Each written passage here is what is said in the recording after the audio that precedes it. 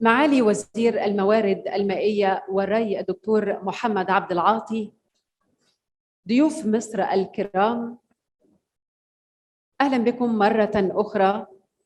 نجتمع اليوم سويا في هذه جلسة رفيعة المستوى والمنعقدة على هامش أعمال أسبوع القاهرة للمياه 2021، والتي تحمل عنوان حوار السياسات في البلدان التي تعاني من ندرة المياه لتحقيق أهداف التنمية المستدامة، والتي تعد من أهم المحطات التحضيرية لمؤتمر الأمم المتحدة للمراجعة الشاملة لنصف المدة والخاص بالمياه، والمقرر عقده في نيويورك في شهر مارس 2023، حيث وضعت منظمة الأمم المتحدة للمياه أسبوع القاهرة للمياه في دورته الحالية وأيضا في دورته المقبلة في أكتوبر 2022 على مسار عقد الأمم المتحدة للمياه.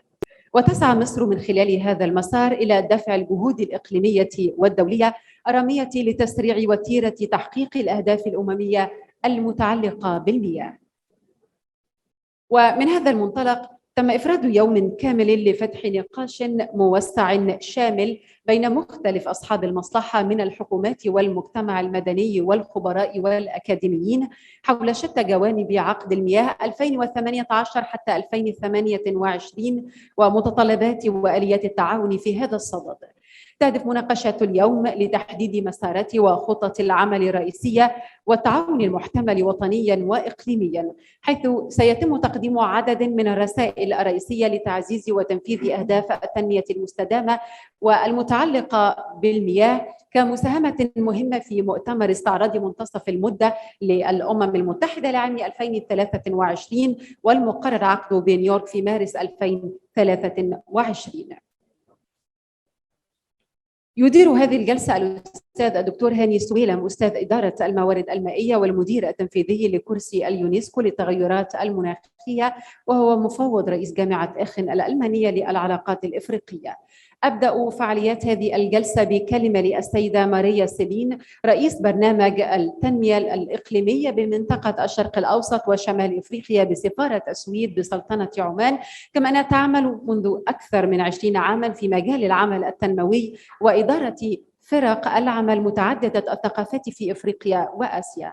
Mrs. Maria, would you mind joining us on stage?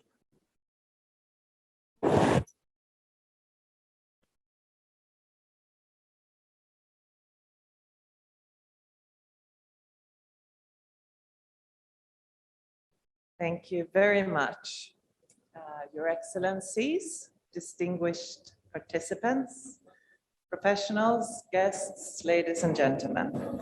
I am truly delighted to be here today, representing Sweden, our embassy in Amman, Jordan, and the Swedish International Development Cooperation Agency.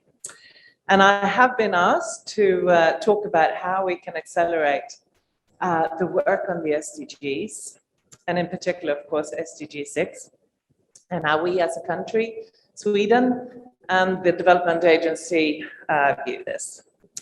But let me just first start by reiterating why we're here. As it's stated in the concept note for this event, some 2.2 billion people across the world do not have access to clean water. Some 4.2 billion people do not have safely managed sanitation. These are mind-boggling figures and really goes to show why we need to talk about these issues.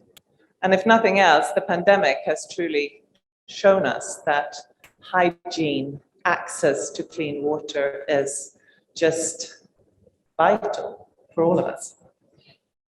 We know that the poorest of the poor, the most vulnerable amongst us, are always the hardest hit when there is crisis, whether it's short or prolonged. So of course we must accelerate the work on the SDGs. And this is an excellent opportunity to talk about the how. So I want to start by telling you that the Swedish government, as was said in the beginning here, we work on different levels, different strategies in the MENA region. And my government is a keen, very strong believer in cooperation. We need to jointly define the problems and the solutions. And as for water, we know that a huge majority of the world's population live in countries that share transboundary waters. This can drive conflict when resources are scarce and maybe not managed to the extent that they should be. So working together, bringing governments, professionals, communities together is key. So our government decided on a regional strategy for the MENA region that gives us the tools and financing to support regional approaches and collaborations. So where I am in Amman, together with my colleagues, we're entrusted to implement this strategy. So promoting an effective regional and cross-border cooperation is the only way to build peaceful, inclusive, and sustainable societies. And we think there is no way that a single country or community can come up and solve the problems on their own. But when solutions are found, it is every country's or community's responsibility to share those solutions. And we would be happy to facilitate and accommodate that process. And we work with so many partners across the region, and many of them are represented here. So now I've talked about SDG 17, which is about partnerships. That's because we are really a strong believer in that. And if we're going to come back after the pandemic to build back better, fairer, and greener, we simply must cooperate. There's no way out of that. So in our work on accelerating the SDGs, I really also want to turn our attention to the current rapid loss of biodiversity. Now, the conservation and the sustainable use of biodiversity, along with the restoration and safeguarding of ecosystems, can help protect men and women from falling into poverty, and it can help to lift them out of poverty by increasing incomes and reducing vulnerabilities. So the fight against the climate crisis and the loss of biodiversity must go hand in hand. And that's been made a top priority by the Swedish government. And we are looking for partnerships, wanting to work together and be part of a solution to tackle these problems. So what else do we need to think about? Well, in our view, we think that the transformative and systemic change is needed to drive the process.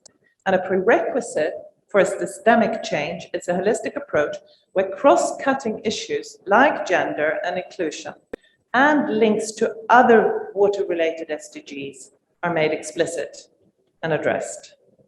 And in addition to that, we also firmly believe that a human rights-based approach is critical. And why is that? Well, because we know that the main effects of climate change for many poor are felt through water, and applying a rights-based approach will ensure the rights for everybody, men and women, for different communities, for ethnic minorities, for marginalized vulnerable groups.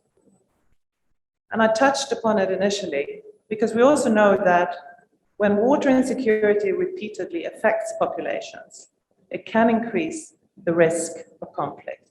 It can fuel the perception that institutions and governments aren't doing enough, and that can fuel grievances. So if we look at accelerating the work on the SDGs, we must not only take into account the people that are most affected, but we must involve them, inviting for active participation by all groups. It is effective, quite honestly, it's respectful. So I can't miss up on the opportunity to also remind you that in 2014, the Swedish government, and this I'm very proud of, applied a feminist foreign policy. And that policy is simple, but very strong in its conviction that we cannot solve any of these problems if we exclude half of the population. So we are very strong in our dialogue with our partners that working with us, you need to have a very thought through plan on how to involve, empower women. And as we were talking about this morning, not only empower, but also show opportunities for women. That's how we also ensure the rights agenda. I want to add one more aspect that we believe in very strongly on the acceleration of the SDG agenda, and that is, how do we spend the resources that we have? And more explicitly, how can we jointly tackle the menace of corruption? Because we know that in countries with low levels of corruption, we see a stronger trust in public institutions. We see access and quality of delivery of social services are higher, and overall, the growth rates of those economies are better.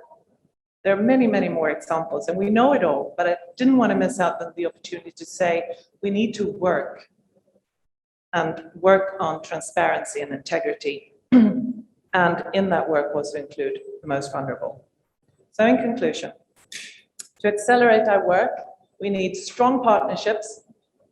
We need a system-based, holistic approach, focus on biodiversity, and link water resource management to the overall SDG agenda.